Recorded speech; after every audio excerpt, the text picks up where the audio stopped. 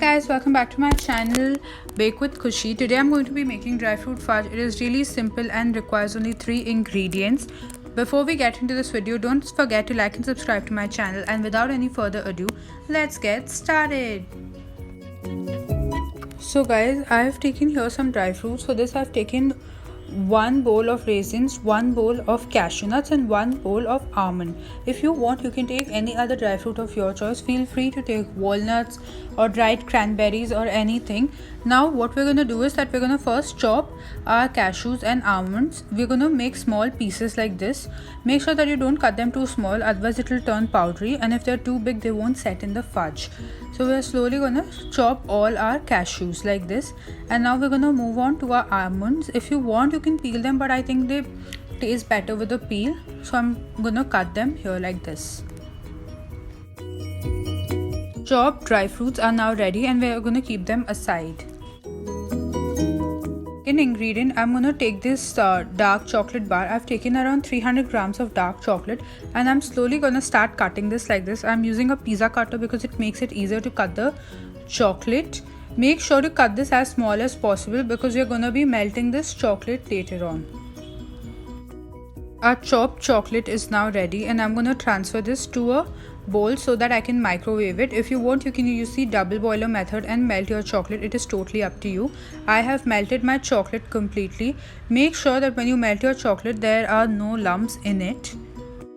While the chocolate is still warm, I'm going to be taking my main ingredient, that is condensed milk. I've taken here Amul condensed milk. You can take condensed milk of any company. I'm going to be taking an entire can of this, and we're going to slowly start mixing it with our melted dark chocolate. I'm going to start adding my dry fruits. I've added here cashews, raisins and almonds. Now make sure that once you start adding this, the chocolate will automatically start thickening. That is because once it cools down, it will mix with the condensed milk and harden. So you will have to be very fast at this, otherwise your chocolate will start freezing in the bowl itself. Once you've added everything, make sure that you mix it well. You can see that the dry fruits are visible like this, and the fudge has started hardening. That is why it is very hard to move it. Now I'm going to add 1 tablespoon of butter. This is completely optional, but once you add butter to it, it will make it more rich. You don't have to add sugar to this because the condensed milk itself is quite sweet, but if you still feel the need to, you can add sugar. It is totally up to you. I have taken a Borosil bowl here, and I'm going to be lining it with butter paper. Usually it is preferred to line it up with a butter paper because your fudge, once it hardens, it will be very hard to take it out. So I'm using a butter paper here, and now I'm going to be transferring my entire dry fruit fudge to it.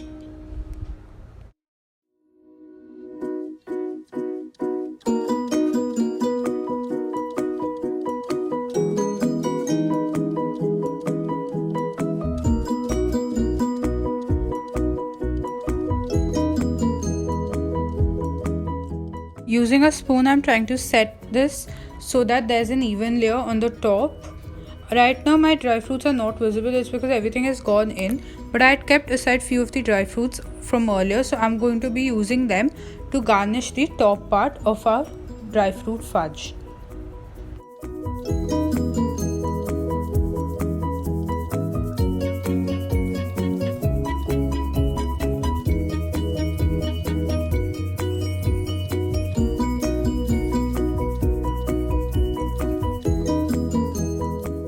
You can see how beautiful and rich it looks. It is better than the store-bought fudge because this is made at home, so it has no added preservatives, and it will taste just as good as the store-bought one. Once you're done putting all your dry fruits on the top, using a spatula or spoon, start tapping them inside. This is done so that all the dry fruits sink in the chocolate and nothing stays out. If they stay out, once they cool down, it will start falling off.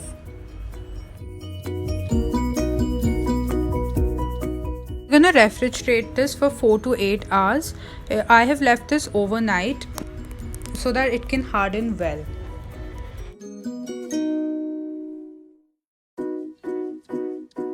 Fruit fudge is almost ready. You can see I just took it out with the butter paper itself. It was so easy.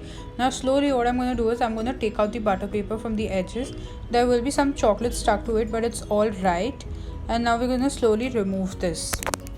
You can use a knife or a butter knife to get rid of the chocolate from the butter paper like this.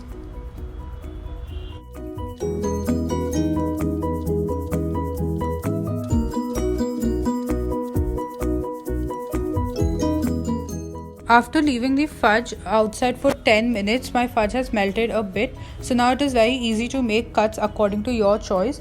I have made here 9 pieces, but if you want you can make more or less depending on your choice. And I'm going to be transferring to a plate. You can see how beautiful it looks. All the dry fruits are visible from the inside, from the corners also you can see. Our dry fruit chocolate fudge is now ready. It is so rich, it is so good, and I just love it. Before ending this video, don't forget to like and subscribe to my channel, and until then, bye.